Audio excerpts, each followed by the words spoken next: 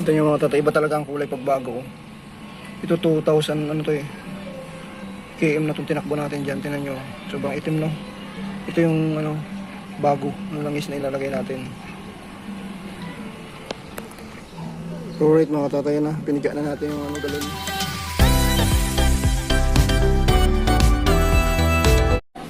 Alright mga tatay, mag-change oil tayo. Ito yung gagamitin nating oil para sa ating scooter na Honda Click. MB mineral siya, 10W30 8 ml, 800 ml. Ito yung pangalawang change oil natin. Yung unang change oil ko, set yung ginamit ko. Bali, yung polysynthetic, ito, mineral. Titin natin yung pagkakaiba ng dalawa. So, bali yung odo nito, yung first change oil ko, ito ko sa 3,043 yung odo niya. Yung first change oil ko, bali 900. Ngayon, second change oil ko, 3,000. So, may 2,000 yung tinakbo na niya bago ako mag second change oil. Yung gagamitin ko ay ng mineral kasi kukumpara ko kung ano yung maganda. Maraming lumalabas na mga tutorial sa mga change oil. So, subukan natin yung sa atin. So, papainitin natin yung motor para yung mga langis-langis ay gumana. Yung mga langis-langis ngayon, umikot muna sa makina bago natin i-change oil. Bago tayo mag-change oil. So ito yung gagamitin natin. Wala akong mahabang imbudo. Tandahanin ko na lang. So ako na lang mag-change oil kasi sayang din yung 50 pesos. Ano yung coolant ko ito? Mamaya i-check din natin yung coolant niya. So okay pa. Nakita eh.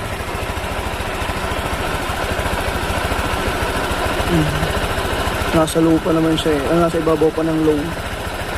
Mamaya natin silipin.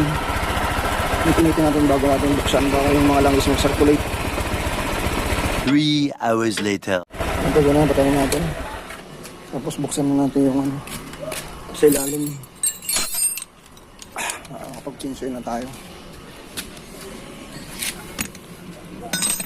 Yung plano ko, gagawin ko rin to, yung MB mineral oil na to, papabutin ko rin siya ng 2,000 yung auto natin bago tayo mag-change oil ulit. Titingnan ko itatago ko yung langis dito ng manggagaling para makita natin kung ano yung pagkakaiba ng kulay nila tsaka yung magiging lapot ng langis sa loob ng 2,000 auto natin.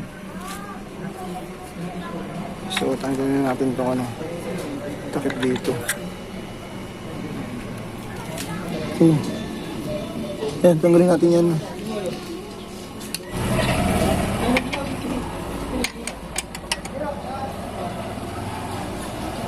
Three hours later. Pinirapan ako dito mga tatay. Nalost red yung pambukas. So naghanap tayo ng isang buti meron pa ako nito, 12. Ayun, kanina hirap akong buksan. Walang yan. So dapat meron kang ganito. So madali. Tulugan ko na ito eh. So, sahurin na lang natin. Tulugan ko na ito kanina mga katatay. Na. Lapit natin.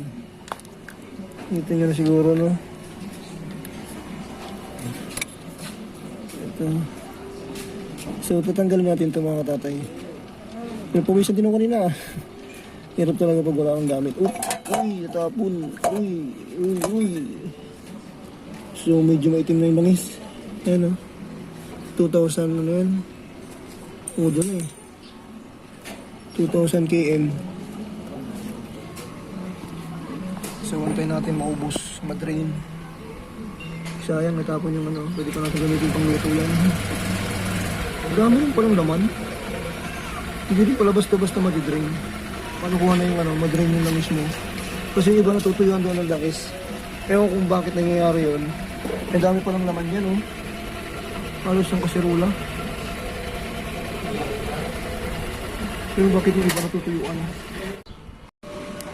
So yung coolant natin, check natin. Nandito pa naman siya sa baba ng upper.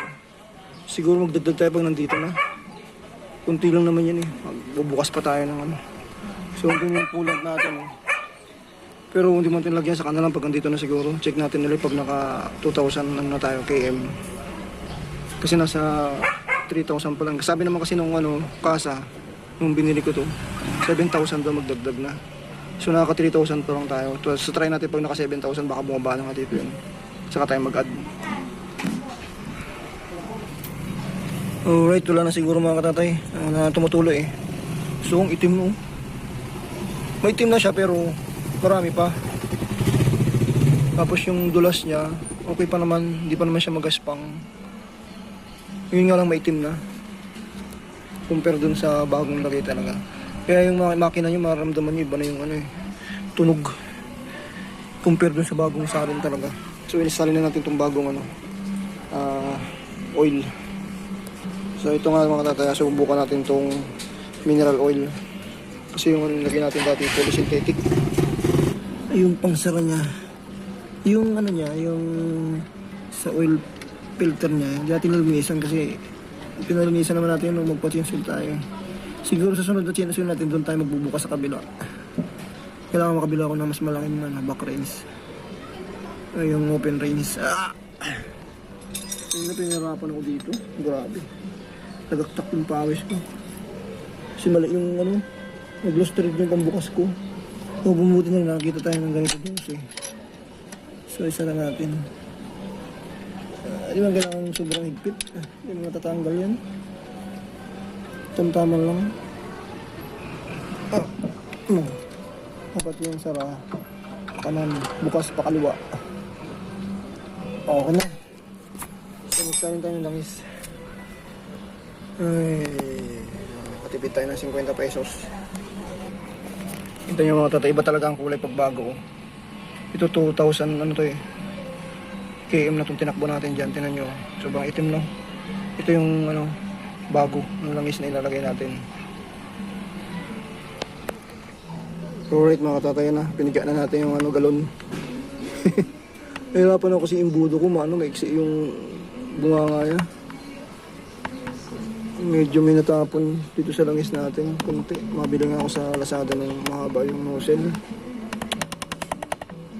Maiksi kasi yung pang bahay lang ito na budo.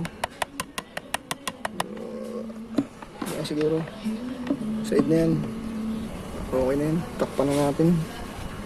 So ito nilinisan naman natin ito eh, sapatin natin kung ilan yung aabutin ng bagong lagay. Isa natin, ayan siya, pag bagong lagay dito siya. So kung gusto nyo i-check yung ano, oil nyo kung meron pa dito, sana huwag nyo paabutin dito kasi wala na talagang laman yan, mag-drainan na kayo. Tingnan nyo naman, napakarami yan. May nakita ako sa pagawaan na ano daw, na tuyuan ng langis. Grabe naman yun. Di na yata nag-check ng ano yun, ng motor niya. Dami-dami yun, no? Kung matutuyuan. Grabe naman yun. Pabaya sa motor niya.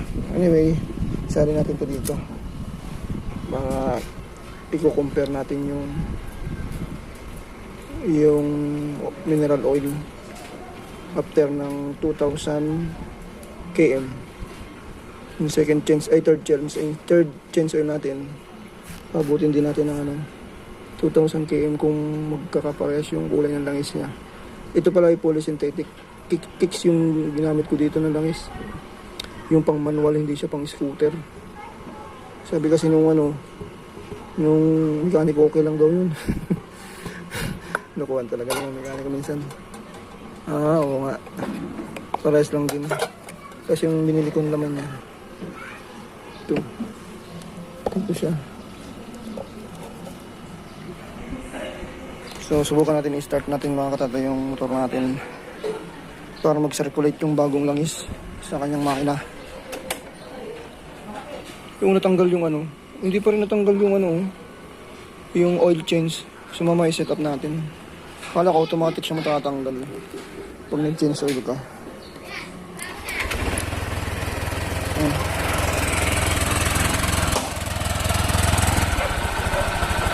Bago ng langis ni Bogey Blue. Kasi nung nag 2,000 km na ako, parang Magaral-gal na yung ano, pakiramdam ko sa makina. Siguro parang ano niya. Palitan mo na ako ng langis.